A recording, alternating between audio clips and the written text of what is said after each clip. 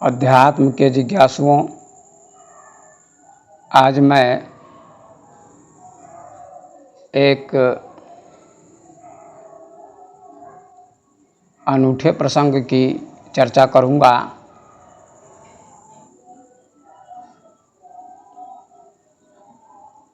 आज मैं ओशो के बारे में विशेषकर बात करना चाहता हूं।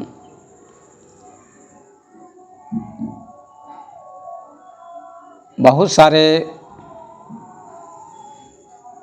विद्वान हैं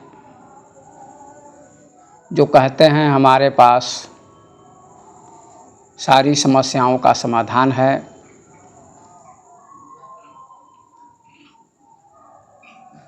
तुम मेरे पास आओ, तुम्हारी समस्याओं का समाधान मैं करूँगा। ऐसा भी कोई व्यक्ति कहता है, संपूर्ण समाधान मेरे पास है। लेकिन मैं आज कहना चाहता हूँ कि ओशो के पहले जितने भी महापुरुष हुए हैं, सबने एक पक्ष को स्वीकार किया, दूसरे पक्ष का त्याग किया। संपूर्ण समाधान की बात किसी ने भी नहीं की। जैसे बुद्ध, महावीर, शंकराचार्य आदि महापुरुषों ने त्याग की बात की और उन्होंने कहा, सत्य की प्राप्ति, परमात्मा की प्राप्ति, शांति की प्राप्ति त्याग से होती है। इसके लिए त्याग आवश्यक है। बच्चों का त्याग, पत्नी का त्याग, परिवार का त्याग, सबका त्याग आवश्यक है। ऐसा ओशो के पूर्व जो भी महापुरुष हुए हैं, उन सब ने ऐसा कहा। और कुछ व्यक्ति ऐसे हुए हैं जिन्होंने कहा, त्यागने की कोई ज़रूरत नहीं है, भोगने की ज़रूरत है। भोग ही सब कुछ है। जैसे कि आप लोगों ने चारवाक का नाम सुना होगा।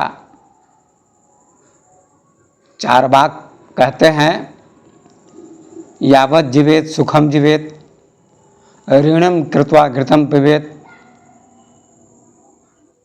भस्मीभूत शरीरस्य पुनरागमन कुतो भवेत।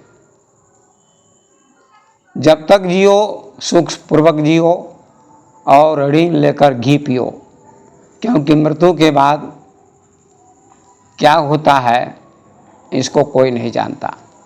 न कोई आत्मा होती है, न परमात्मा होता है, न भगवान होता है, न धर्म होता है, कुछ भी नहीं होता है।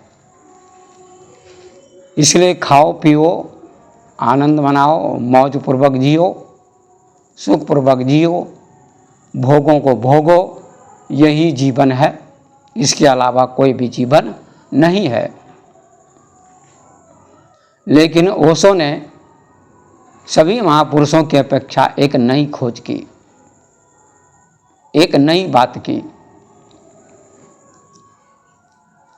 पूरब के लोगों ने त्याग पर जोर दिया, चारवाक और पश्चिम के लोगों ने भोग पर जोर दिया। पश्चिम के लोग भी कहते हैं भोग ही सब कुछ है, क्योंकि वहाँ ईसाई, यहूदी, इस्लाम 3 धर्म मुख्य हैं और उन 3 धर्मों में पुनर्जन्म की बात नहीं है। इसलिए उनके पास समय कम होता है तो कहते हैं भोगो। समय की कमी के कारण खाओ पियो, मौज उड़ाओ, भोग भोगो जितना भोग सको, क्योंकि मृत्यु के बाद कोई दूसरा जन्म नहीं है। लेकिन पूरब में ऐसी मान्यता है कि मृत्यु के बाद भी जन्म होता है और समय काफ़ी है, तो जो इस जन्म में नहीं हो सका वह दूसरे जन्म में भी हो सकता है, ऐसी धारणा है।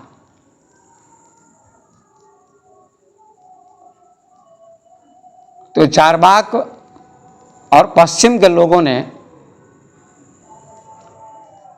भोग को पकड़ा, योग का त्याग किया। पूरब के लोगों ने, पूरब के मनुष्यों ने, ज्ञानियों ने, महापुरुषों ने त्याग का महत्व दिया कि त्याग सर्वोपरि है, त्याग सब कुछ है, त्याग के बिना कुछ भी नहीं होता है।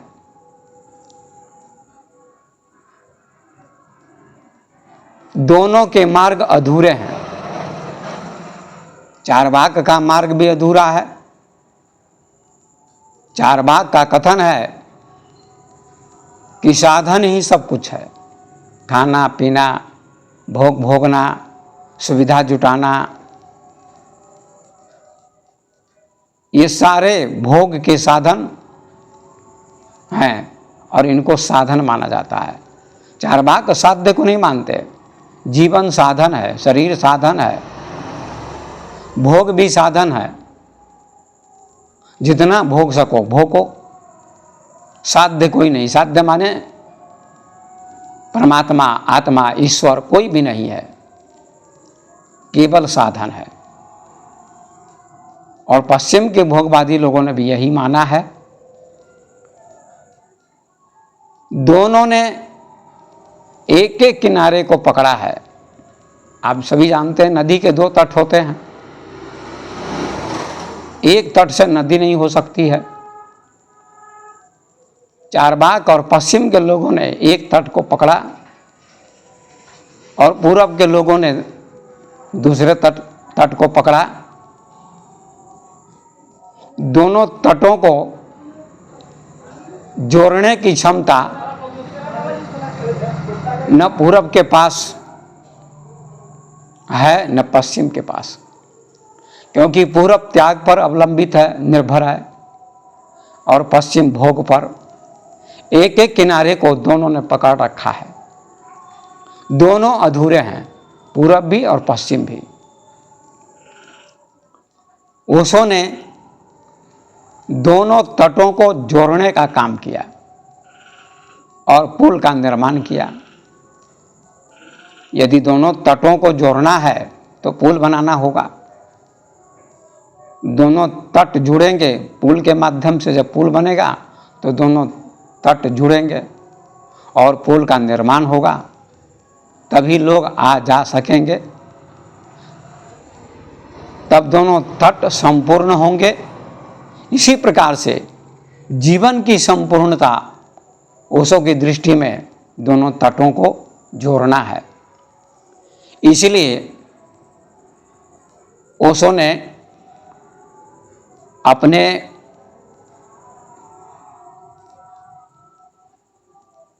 सिद्धांत का नाम दिया जोड़वा दि बुद्धा। बहुत सुंदर नाम दिया। जोड़वा दि बुद्धा का अर्थ होता है, जोड़वा माने भोग, बुद्धा माने यहां त्याग नहीं। बुद्धा का अर्थ होता है आध्यात्मिक अनुभूति, ध्यान, शांति। तो ओशो कहते हैं मेरा जोर जोड़वा दि बुद्धा पर है।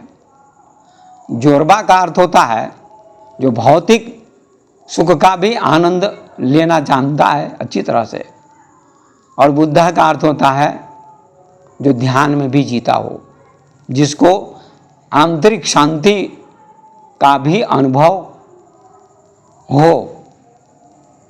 ऐसे व्यक्ति का नाम जोड़वा दि बुद्धा है।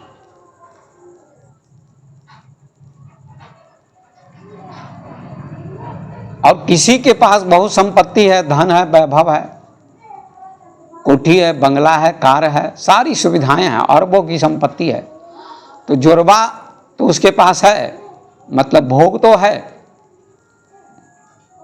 फिर भी अशांत है। यदि उसके पास बुद्धा हो जाए, मतलब ध्यान हो जाए, तो शांति मिलेगी। और बुद्धा के पास मतलब जो व्यक्ति शांत है, बुद्ध है, ज्ञानी है, उसके पास शांति तो है पर धन का बिल्कुल अभाव है, तब भी कुछ परेशानी होगी। इसलिए दोनों की जरूरत है। भारत गरीब रह गया, केवल बुद्धा पर जोर दिया, त्याग पर जोर दिया, शांति पर जोर दिया, आत्मा पर जोर दिया, तो कंगाल रह गया, गरीब रह गया। पश्चिम अमेरिका आदि देश जोरबा पर टिके रह गए, भोग में डूब गए और बुद्धा को छोड़ दिया, तो उनको शांति नहीं मिली, वे अशांत हैं, वे दुखी हैं। तो जोरवादी बुद्धा का अर्थ होता है भौतिक सुखों का आनंद भी विवेक पूर्वक जो लेना जानता है, होश पूर्वक जो भौतिक सुखों को भोगता है और ध्यान भी करता है, विवेक भी उसके पास है, आत्मा को जानने का बोध भी उसके पास है, ऐसा व्यक्ति जोरवादी बुद्धा कहा जाएगा।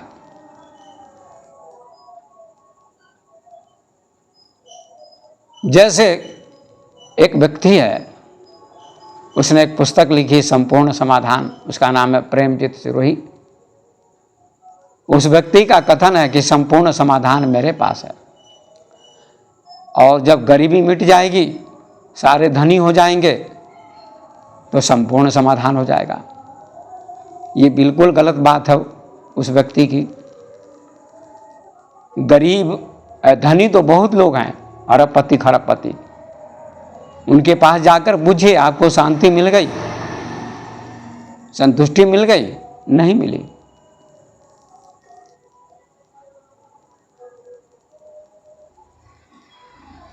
तो जोरबा तो उसके पास है, भौतिक सुख है, समृद्धि है, कोठी है, बंगला है, सारी सुविधाएं हैं, किसी चीज की कमी नहीं है, लेकिन फिर भी अशांत है। जैसे कोई व्यक्ति बहुत धनी है, अरबपति खरबपति है, लेकिन उसके पास कुरूप पत्नी है, तो फिर भी असंतुष्ट है, वह अशांत है। संपत्ति तो बहुत है, वैभव तो बहुत है, पैसे बहुत हैं, लेकिन पत्नी कुरूप है, तो मन में वो हमेशा असंतुष्ट रहता है, मन उसका अशांत रहता है। और कोई गरीब व्यक्ति है जिसके पास पैसे नहीं होते, उसका शरीर तो स्वस्थ है, पत्नी सुंदर है, पर धन नहीं है, तभी वो अशांत होगा। तो धन से कैसे व्यक्ति संतुष्ट हो सकता है? प्रेमजीत सिरोही का कथन बिल्कुल गलत है, 100% गलत है। सिकंदर के पास तो सब कुछ था, फिर भी अशांत था। उसने एक उदाहरण दिया है कि अमेरिका के एक व्यक्ति का नाम था एंड्रू कार्नेगी, उसके पास 10 अरब रुपए थे बैलेंस। मृत्यु के समय में उसके पास हजारों लोग आए, पत्रकार भी आए। पत्रकारों ने पूछा, एंड्रू जी आपके पास तो बहुत संपत्ति है, 10 अरब रुपए बैलेंस करके आप जा रहे हैं, किसी चीज़ की कमी नहीं आपके पास, आप तो संतुष्ट होकर मरते होंगे, आपको शांति होगी। एंड्रू कार्नेगी ने कहा, नहीं, मेरे जैसा दरिद्र कंगाल आदमी कोई नहीं होगा, क्योंकि मेरी इच्छा थी 100 अरब बैलेंस करने की, 10 अरब ही बैलेंस कर सका मैं, 90% इच्छा मेरी बाकी रह गई। अब सोचिए, ओशो ने कहा है कि वैभव का होना भी जरूरी है, लेकिन एंड्रू के पास केवल वैभव था, संपत्ति थी, पैसे थे, पर शांति नहीं थी, क्योंकि ध्यान नहीं था। बुद्ध की तरह, महावीर की तरह, कबीर की तरह। और कबीर के पास धन नहीं था, वैभव नहीं था, और होश था, ध्यान था, विवेक था, तो संतुष्ट थे। अगर कोई गरीब भी है, उसके पास विवेक है, होश है, तो वह संतुष्ट हो सकता है। लेकिन ओशो का कथन है कि धन भी इतना हो जाए कि धन से उब जाए, इसलिए पश्चिम धन से उब गया।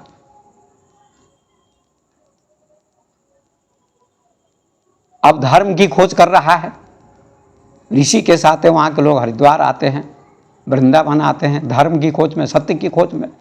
धन का अंबार उनके पास है पर शांति नहीं है। तो शांति को पाने हेतु, शांति के लिए पश्चिम से पूरब की ओर आते हैं, धर्म की शरण में, ऋषि की शरण में। तो ओशो के पास संपूर्ण समाधान है। प्रेमजीत सिरोही गलत कहते हैं, संपूर्ण समाधान सिर्फ ओशो के पास है। क्योंकि ओशो कहते हैं कि भोग का भी आनंद लो, सीढ़ी पर भी चढ़ो और छत पर भी जाओ, दोनों की जरूरत है। त्यागवादी पूरब के लोग छत की बात करते हैं, सीढ़ी की बात नहीं करते हैं, आत्मा की बात करते हैं, शरीर की बात नहीं करते हैं। पर ओशो कहते हैं शरीर भी है और आत्मा भी है, जीवन दोनों से चलता है। अगर शरीर हो आत्मा ना हो तो काम नहीं चलेगा, आत्मा हो शरीर ना हो तो काम नहीं चलेगा। शरीर क्या है? जोरबा है। आत्मा क्या है? बुद्धा है। तो लोग क्या करते हैं, शरीर को भी नहलाते हैं, धुलाते हैं, साबुन लगाते हैं, अच्छा भोजन लोग करते हैं शरीर को पुष्ट करने के लिए, स्वस्थ करने के लिए। और सारे साधु संत भी, पूरब के लोग भी, बड़े बड़े विद्वान भी, कथावाचक भी, उनके पास अरबों की संपत्ति होती है। तो ये क्या है? जोरबा है। एक तरफ कहते त्याग की जरूरत, त्याग है, माया है, कुछ भी नहीं है, माया का त्याग करो, संपत्ति का त्याग करो। लेकिन उन्हीं के पास 1-1 करोड़ की गाड़ी होती है, बहुत बड़ा आश्रम होता है, करोड़ों अरबों बैलेंस होता है, तो जोरबा में भी जी रहे हैं।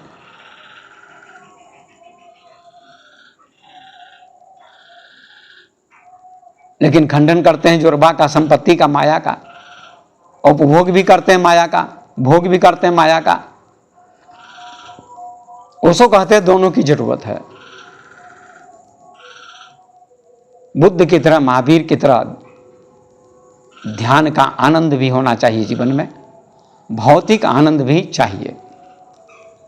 अगर बहुत बड़ा ज्ञानी है, उसके पास कुछ भी नहीं है, तो भी दिक्कत होती है, असुविधा होती है।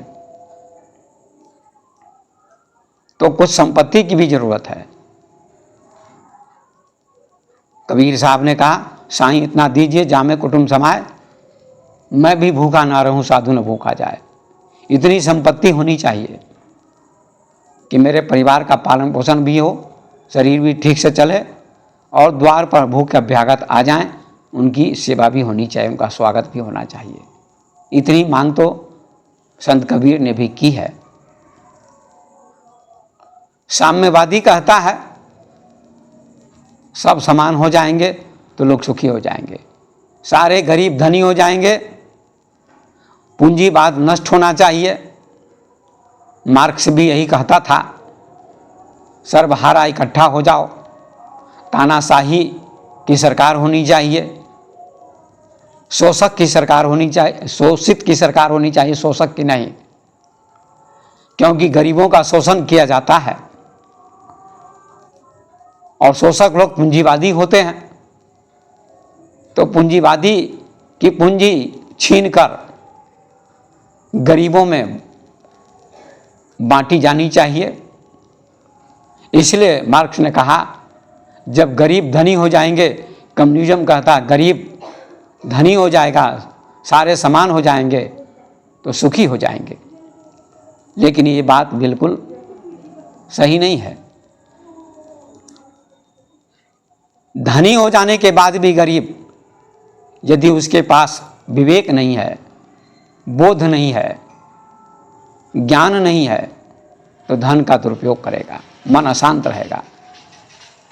जैसे सिकंदर के पास सब कुछ था, फिर भी अशांत था, दुखी था। बहुत सारे धनी हैं, लाखों धनी हैं, लेकिन उनको शांति नहीं है तो धर्म की शरण में जाते हैं, अध्यात्म को खोजते हैं, ध्यान साधना भजन में लगना चाहते हैं। तो इसका मतलब है कि सिर्फ धन हो जाने से व्यक्ति शांत नहीं हो सकता है। नहीं तो बुद्ध को भी शांति मिल जाती। बुद्ध के पास धन था, वैभव था, राज्य था, पत्नी थी, सब कुछ था, लेकिन संपूर्ण शांति नहीं थी, संपूर्ण समाधान नहीं था। संपूर्ण समाधान मिला ध्यान करने से और वे शांत हो गए, पूर्ण शांत हो गए।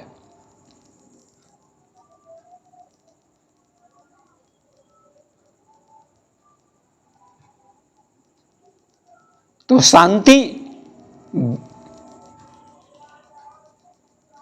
ध्यान से मिलती, विवेक से मिलती है।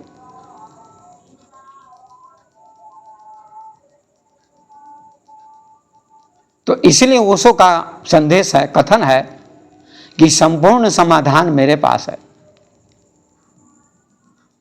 इसका अर्थ ये हुआ कि वो कहना चाहते हैं कि मैं तुमको धन नहीं दे दूंगा, पर तुम इतना धनी हो जाओ, इतना वैभवी हो जाए कि धन से तुम उब जाओ, धन व्यर्थ हो लगने लगे और धर्म की खोज में तुम लग जाओ।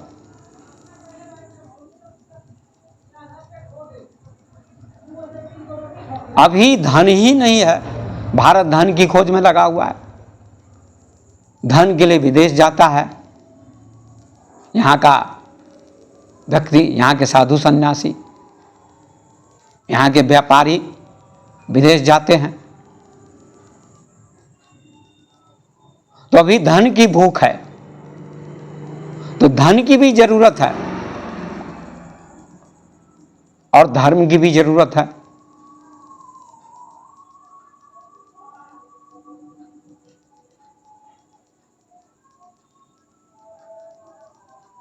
तो ओशो बहुत फैक्ट बात कहते हैं, आज तक किसी ने भी ऐसी बात नहीं की। प्रेमजीत जरूर ही कहते हैं मेरे पास संपूर्ण समाधान है, संपूर्ण समाधान की पुस्तक मैंने लिखी है, लेकिन संपूर्ण समाधान केवल धन से नहीं हो सकता है, ये गारंटी के साथ मैं कहता हूं। क्योंकि आप सभी जानते हैं कि बुद्ध के पास धन था, महावीर के पास भी धन था, एंड्रू कार्नेगी के पास धन था, सिकंदर के पास धन था, और भारत में भी, विदेश में भी बहुत सारे लोगों के पास धन है, बहुत अंबार लगा हुआ है, फिर भी अशांत हैं। जैसे मैंने उदाहरण दिया अभी कि बहुत वैभव वाला व्यक्ति है, संपत्ति जिसके पास है, अरबों खरबों की संपत्ति है, बहुत बड़ा मकान है, कोठी बंगला है, कार है, 10-10, 20-20, 50-50 कारें हैं, अरबों रुपए बैलेंस हैं, ऐसा व्यक्ति भी असंतुष्ट हो सकता है, होता है, क्योंकि उसके अंदर में शांति नहीं है, मन अशांत है, मन को उसने नहीं जीता है। इसलिए शंकराचार्य ने प्रश्नोत्तरी में लिखा है, जीतम जगत गेन मनो ही न। जगत को किसने जीता, संसार को किसने जीता? उत्तर दिया उन्होंने कि जिसने मन को जीता। सिकंदर का मन जीता हुआ नहीं था, इसलिए अशांत था। एंड्रू कार्नेगी का मन जीता हुआ नहीं था, इसलिए अशांत था। लेकिन बुद्ध ने मन को जीत लिया, महावीर ने मन को जीत लिया, कबीर ने मन को जीत लिया, शंकराचार्य ने मन को जीत लिया, इसलिए वे शांत थे। लेकिन उन्होंने पाठ पढ़ाया त्याग का। उसने कहा ये बात बिल्कुल संपूर्ण सही नहीं है, इसलिए भारत गरीब रह गया।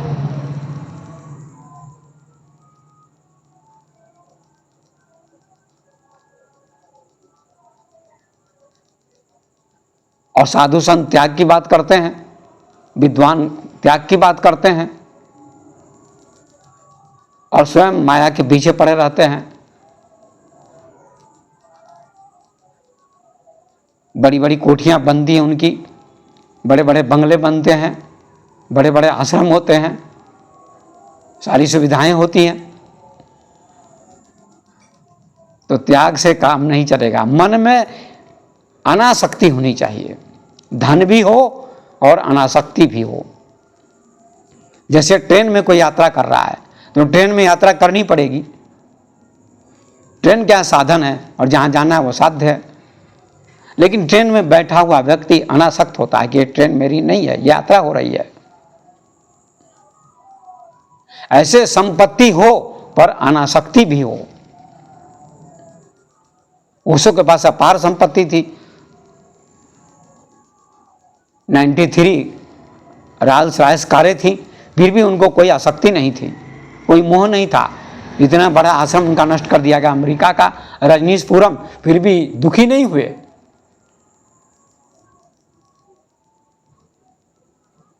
और प्रेमजीत सिरोही कह रहे थे कि उनको भगाया गया, नहीं, वो भागे डर के मारे। ये बिल्कुल गलत कहता है प्रेमजीत, उसको कुछ भी पता नहीं ओशो के बारे में। ओशो के चरणों की धूल भी वो नहीं है। कई जन्म लगेंगे तो ओशो को थोड़ा समझ पाएगा वो व्यक्ति, प्रेमजीत सिरोही, मैं दावे के साथ कहता हूं।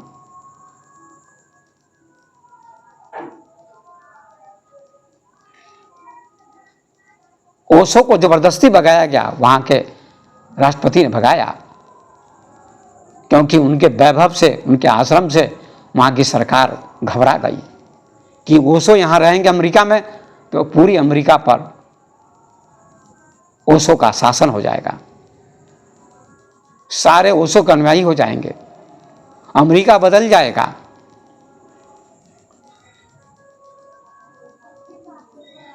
ओशो के पास से प्रतिभा थी, वाणी में जादू था, लाखों लोग अमेरिका में भी उनके बड़े बड़े अनुयायी हो रहे थे।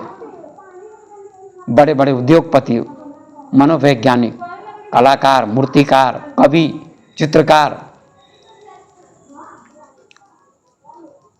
पूरे देश में तहलका मचा हुआ था। इसलिए राष्ट्रपति को घबराहट हुई कि इनको यहां से भगाना चाहिए, तो जबरदस्ती भगाया गया, रजनीशपुरम को नष्ट कर दिया गया। फिर भी उनको कोई मोह नहीं हुआ, कोई दुख नहीं हुआ, कोई तकलीफ नहीं हुई, इतने अनासक्त थे। तो ओशो को समझना प्रेमजीत सिरोही के बस की बात नहीं है, वो अभी बच्चा है। अभी मैं आत्मपूजा उपनिषद पढ़ रहा हूं, 2 बार मैंने आत्मपूजा उपनिषद पढ़ा है। इसी पुस्तक को पढ़ ले प्रेमजीत सिरोही या कोई भी, तो संपूर्ण समाधान मिल जाएगा। 2, 4, 10, 20, 50 पुस्तकों को पढ़ने से पूरा ज्ञान नहीं होगा।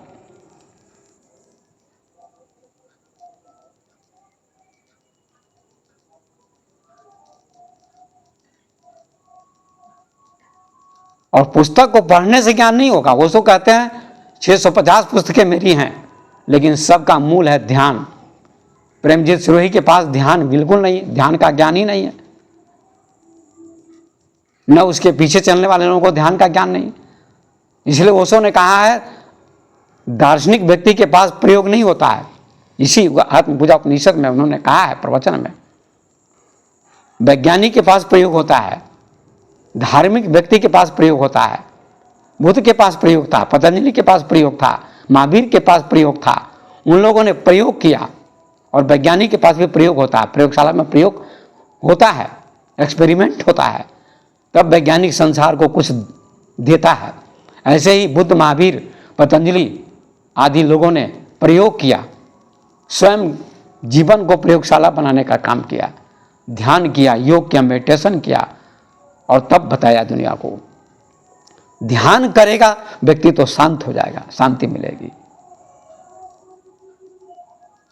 इसलिए प्रेमजीत सिरोही के पास ध्यान का कुछ भी पता नहीं है। ध्यान का पता होता तो ऐसा नाप शनाप वो ओशो के बारे में नहीं बोलता। इसलिए जो लोग भी ओशो के बारे में नाप शनाप बोलते हैं उनको कुछ भी पता नहीं है।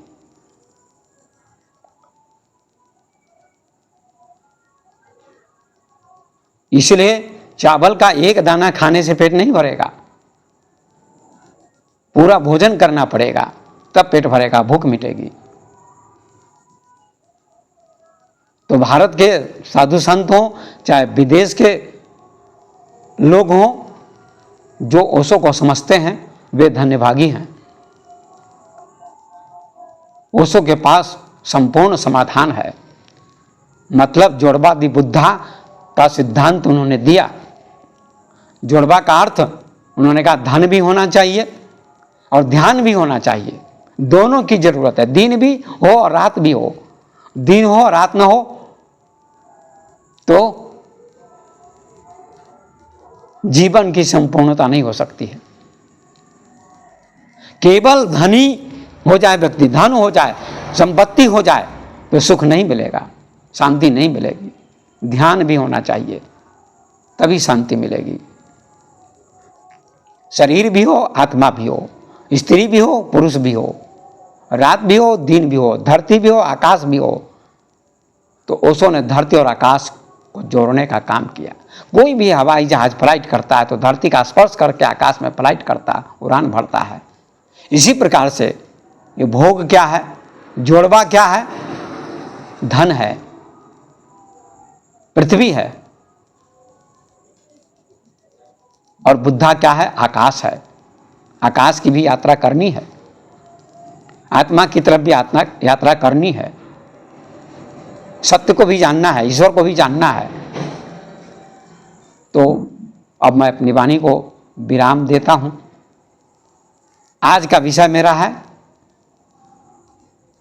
संपूर्ण समाधान ओशो के पास है, और ये मैं जोर देके कहना चाहता हूं।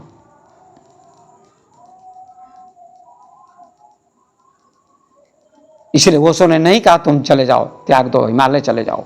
संसार में रहो और संसार में रहते हुए तुम सत्य को उपलब्ध हो सकते हो। धन भी हो और ध्यान भी हो तो व्यक्ति संपूर्ण जीवन का आनंद प्राप्त कर सकता है। यही जीवन की संपूर्णता है। तो संपूर्ण समाधान ओशो के पास है। इन्हीं शब्दों को कहते हुए मैं अपनी वाणी को विराम देता हूँ।